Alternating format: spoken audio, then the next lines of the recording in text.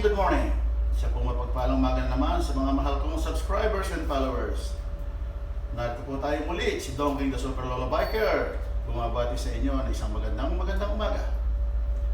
Narito po tayo sa karagatan. Papunta po tayo ng Buruanga, Aklan, nagmula sa Port of Rojas. Ito po ang buhay marino.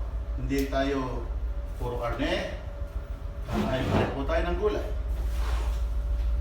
para humaba ang buhay. Yan. Pero huwag naman puro gulay. Baka hindi na mamatay. Yan. Kaya ito po, naghihimay ako ng soloyot at kami po magluluto ng bulanglang. Yan. Okay, kaway tayo dyan, sir. Shout out sa ating mga followers. Shout out sa naglinis ng luya. Yan. Ito po, sa luyot. Yan. Kaya po ako 65 years old na. Medyo awa ng Diyos, binigyan pa tayo ng malusog na pangatawan. Kasi po kumakain ako ng metal.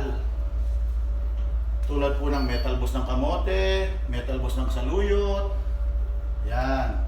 Metal boss ng sitaw. Metal boss ng kangkong. Yan. Yan po. Talbos ng dalaga. Wow! Wow! Nakaka-eye blood yun. O sige po. Ito po muli si Dongking the Super Lolo Bikers. Mabati sa inyo muli. Isang magandang umaga po.